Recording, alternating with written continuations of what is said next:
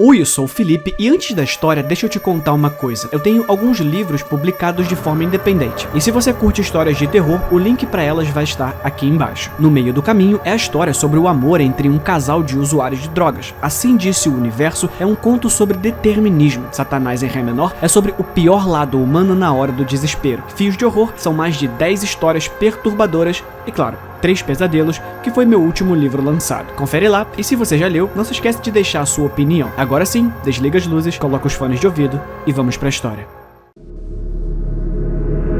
Nunca deixe uma pessoa com síndrome de Savant entrar em coma.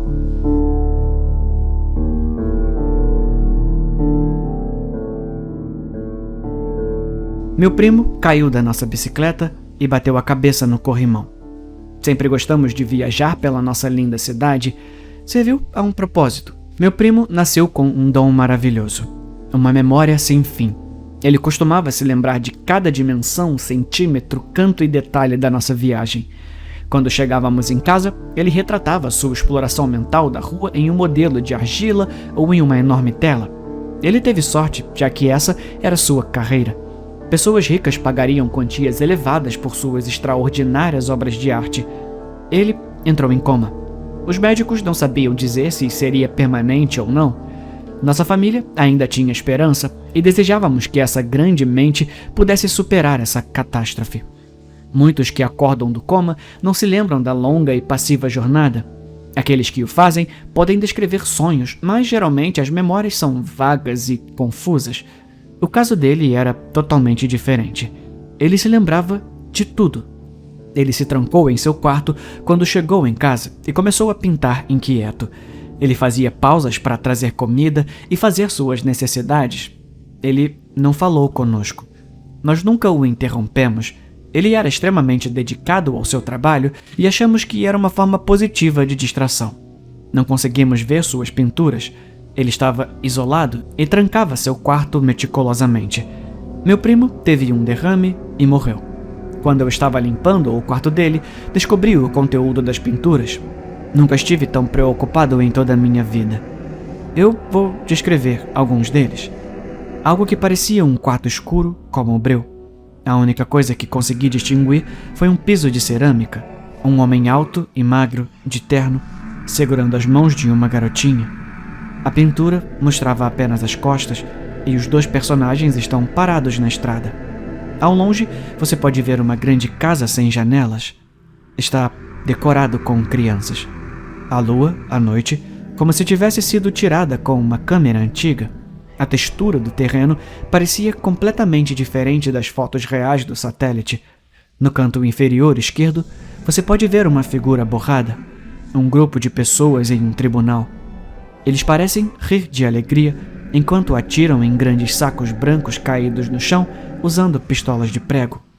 Um buraco perfurado no fundo de uma calota polar. No final do buraco pode-se ver uma pilha de cascos decepados. A pintura é intitulada A Casa de Adão. Um homem mascarado espalhando uma substância suspeita pelas superfícies dentro de um metrô. Essa foi chamada de estratégia publicitária. Uma jovem nua lambe uma medula espinhal fresca. Essa pintura não tem título. E uma representação inacabada de mim mesmo, olhando essas pinturas. A parte da tela atrás de mim está em branco. Essa recebeu o nome de Fim.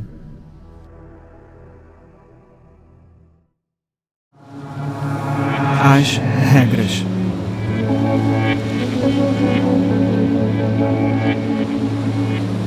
Sei que meus pais me amam e tenho sorte de eles cuidarem tão bem de mim. Não quero ser ingrato. Acontece que outros pais parecem mais relaxados e tenho o sentimento de que os meus são rígidos demais. Eu sei por quê. É porque eu sou filha única. Bem, mais ou menos. A minha irmã mais velha fugiu há muito tempo. Não me lembro muito bem dela, mas meus pais dizem que ela era rebelde. Não como eu. Eu sou a boa menina deles. É muita pressão. Existem muitas regras. As comuns, como limpar os pratos e ir para a cama às 8, não são tão ruins, mas algumas são mais estranhas, como não andar pela casa à noite e nunca entrar no porão. Sou uma adolescente, mas ainda me tratam como uma criança. Eles não percebem que eu estou envelhecendo, percebendo mais as coisas. Eles não sabem que descobri onde escondem a chave. Então, essa noite, eu vou quebrar as regras. Meu coração bate forte enquanto desço as escadas na ponta dos pés e abro a porta do porão. Não sei o que mais me assusta: ver que minha irmã nunca fugiu, ou ouvir meu pai atrás de mim dizer: "Eu estou muito decepcionado com você." A expectativa de vida humana é de apenas um dia.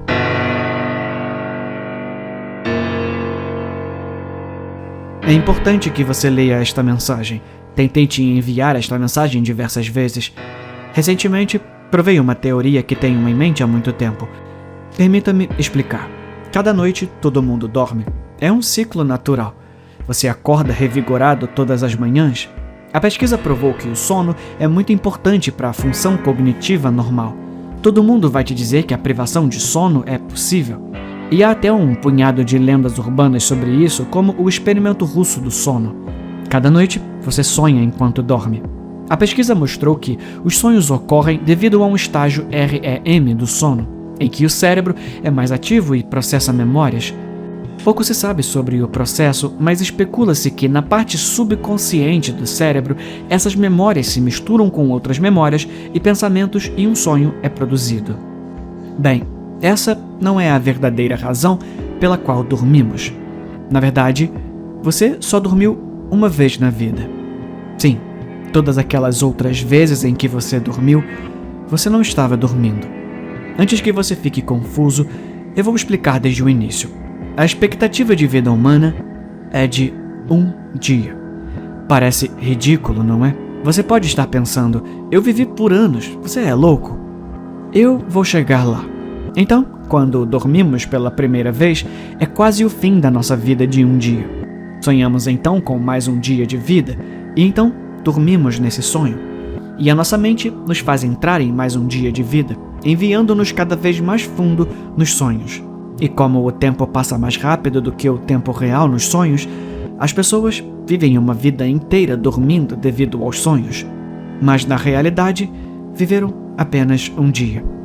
Você sabe como as pessoas que passaram por experiências de quase morte dizem que viram toda a sua vida em uma série de imagens diante de seus olhos?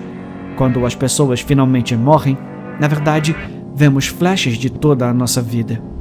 Acontece que essas pessoas estão acordando de todas aquelas camadas de sonhos que tiveram e finalmente morrendo acordadas. Você pode estar se perguntando como eu sei disso. Na verdade, eu sou sua mente subconsciente. Eu manifestei essa mensagem em suas camadas de sonhos. Você deve acordar. Por favor, acorde e preserve a raça humana antes de morrer. Minha irmã costumava me pedir para brincar com ela todas as noites, e eu sempre recusava.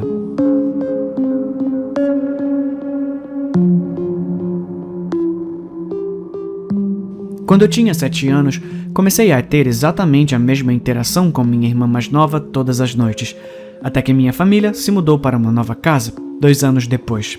Sempre começava e terminava exatamente da mesma maneira, e rapidamente se tornou uma rotina para mim. Olhando para trás, eu deveria ter feito algo a respeito antes, mas não tive coragem de reclamar com meus pais sobre isso. Sempre acontecia quando eu estava sozinho em meu quarto, até tarde da noite, mas ainda não era hora de dormir. Normalmente eu estaria brincando com meus brinquedos ou lendo um livro sozinho. Em algum momento, eu ouvia minha irmã, Abigail, do outro lado da minha porta.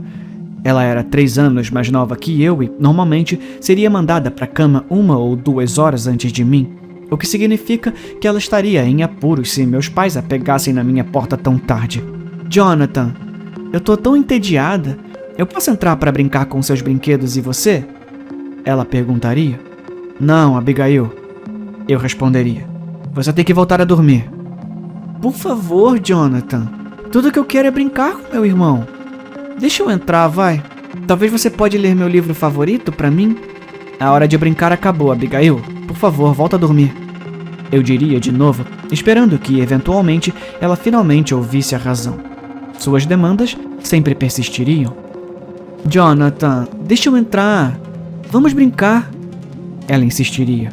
Tudo bem, mas o único jogo que eu quero jogar é esconde-esconde. Então fica aí, conta até 10 e então você pode entrar para me procurar. A essa altura, eu estaria na minha janela, esperando ouvi-la sussurrar. Eu abriria a janela. Eu subiria por ela, com sorte por estar morando em uma casa térrea, e me agachava em nosso quintal. Eu estendia a mão e fechava a janela atrás de mim. E então me abaixava contra a parede do jeito mais silencioso que podia. Eu ouvia enquanto minha porta se abria. Sempre tive curiosidade sobre o que estava acontecendo no meu quarto naquele momento, mas nunca ousei dar uma espiada.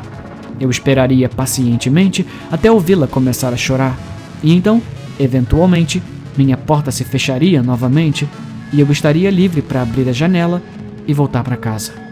Eu só contei essa história algumas vezes antes e as pessoas sempre me dizem que eu era um péssimo irmão por não querer ser bonzinho com a minha irmã mais nova.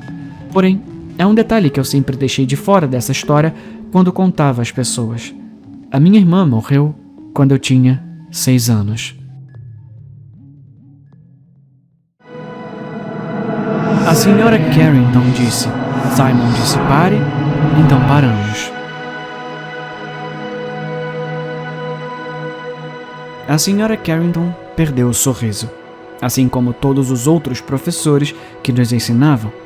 Eu queria saber quando ela iria explodir também. Contei em meu caderno quantas vezes sua voz falhou.